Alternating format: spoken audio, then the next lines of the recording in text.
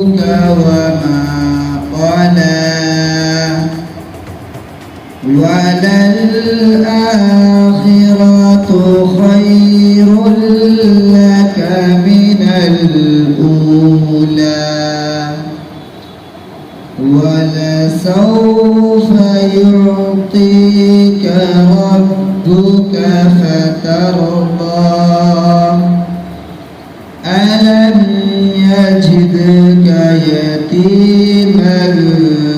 فآوى ووجدك ضالا فهدى ووجدك عائلا فأغنى فأما اليتيم فلا تقهر وأما السائل فلا تنهر وأما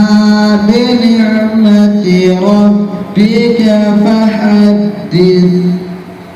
صدق الله العظيم.